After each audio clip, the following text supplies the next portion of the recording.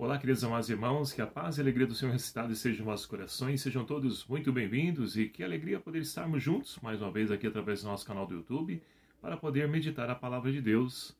E convido já de antemão você a me ajudar a evangelizar, compartilhando, divulgando esse nosso vídeo com seus grupos aí no WhatsApp, Facebook, seus contatos. Vamos fazer com que a Palavra de Deus possa alcançar o número maior possível de pessoas e eu conto com a sua ajuda. E se você ainda não é inscrito em nosso canal, peço encarecidamente a você que se inscreva, é fácil, não paga nada por isso. É só clicar aqui embaixo em inscrever-se, que fica aqui embaixo em vermelho. E você virá somar também fazer parte dessa grande família que se tornou esse nosso canal do YouTube. Hoje, nessa sexta-feira, dia 21 de maio de 2020, nós estamos então aí por finalizar a sexta semana da Páscoa, e a liturgia de hoje propõe para a nossa reflexão o Evangelho de São João, capítulo 16, versículos de 20 a 23a, que vai nos narrar o seguinte: Naquele tempo, disse Jesus a seus discípulos: em verdade vos digo, chorareis e lamentareis, mas o mundo se alegrará. Ficareis tristes, mas a vossa tristeza se transformará em alegria. A mulher, quando vai dar à luz, fica angustiada, porque chegou a sua hora. Mas depois que a criança nasceu, já não se lembra mais das dores, na alegria de um ser humano ter vindo ao mundo. Também vós agora sentis tristeza, mas eu vos verei novamente, e o vosso coração se alegrará, e ninguém poderá tirar a vossa alegria. Naquele dia, não me perguntareis mais nada. Palavra da salvação. Glória a vós, Senhor. Queridos irmãos e irmãs, estamos então aí finalizando a sexta semana da Páscoa, e a liturgia de hoje ela vem ao nosso encontro, ainda dentro do discurso de despedida do Senhor, que vai voltar para o Pai. E agora então, preparando os seus discípulos para dar continuidade à missão a qual ele mesmo iniciou enquanto esteve aqui conosco, ele chama a atenção dos discípulos para a realidade a qual então eles devem enfrentar. O mundo, ele vai se alegrar com a partida de Jesus. Por quê? Como nós refletimos alguns dias atrás, Jesus então ele veio trazer para nós e nos ensinar a partilha, o amor, a solidariedade, o perdão, a misericórdia. Atitudes essas que, se nós olharmos no nosso mundo de hoje, estão extintas.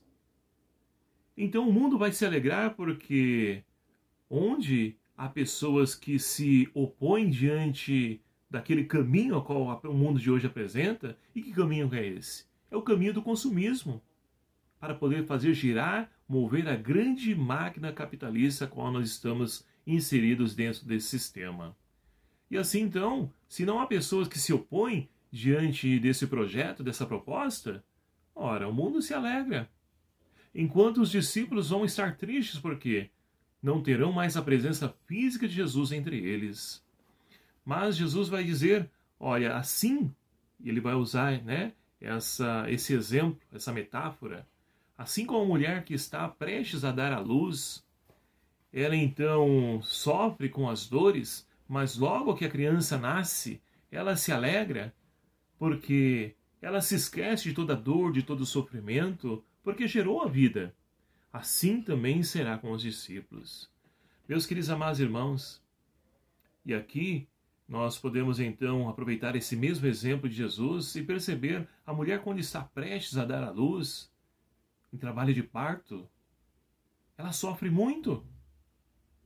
Tamanha dor, tamanho sofrimento, mas aquilo que o próprio Jesus diz, basta então ouvir aquele pequeno choro da criança vinda do seu ventre, e ela se esquece daquela dor.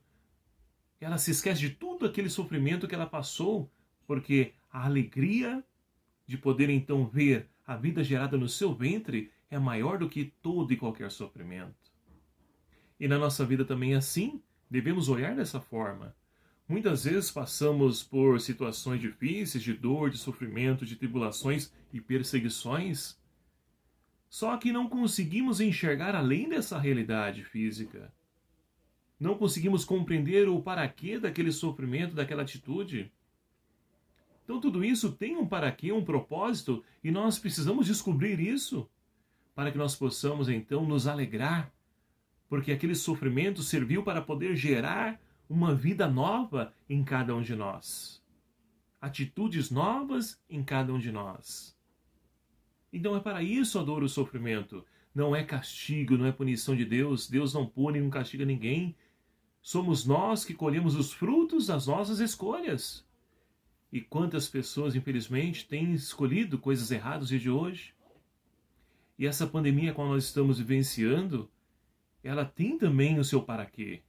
E cada um precisa descobrir o paraquê dessa pandemia na sua vida. Pessoas que estavam envolvidas no trabalho dia e noite, saíam de casa de manhã, só chegavam à noite, e que agora, com layoff, com redução de jornada, estão podendo perceber que tudo aquilo a qual então ela estava cometida, ou seja, a situação de trabalho, sem medida, sem noção, iria acabar ocasionando o quê? Numa enfermidade, ou até mesmo, muitas vezes quando é extremo, no infarto, no AVC. Então precisamos valorizar realmente aquilo que vale a pena. Redescobrir o sentido da nossa existência, porque a dor, o sofrimento, deve servir para poder gerar homens e mulheres novas. O evangelho de hoje, meus queridos amados irmãos, ele é muito interessante porque, como acabamos de ouvir, Jesus então, ele diz que não vai dizer mais nada, porque agora é o Espírito Santo que vai falar conosco através da igreja. E esse mesmo Espírito Santo que na primeira leitura de hoje, que nós temos então Paulo está em oração e ali então Deus fala com ele através de uma visão. Pede para que ele permaneça em Corinto, porque ali em Corinto há uma multidão de pessoas que lhe pertence. E olha só que interessante. Lá em Corinto, os judeus então começam a perseguir, uma perseguição a Paulo. E o que acontece? É levado então Paulo até um imperador da época, que estava governando aquela cidade, aquela região. E assim nós podemos então perceber que, diante dessa perseguição, eles prendem Paulo e apresentam a este governador.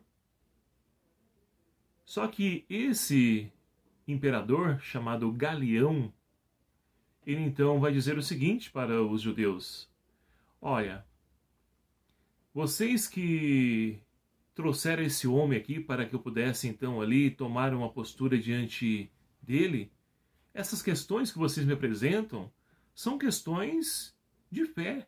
Não cabe a mim resolver isso. Resolvam vocês entre si mesmos. Ou seja, Deus, através de um imperador, um governador pagão, ele então liberta Paulo. Percebe que muitas vezes Deus se utiliza das pessoas, das situações, para poder também nos livrar, para poder nos dar uma vitória, para poder nos conceder uma graça?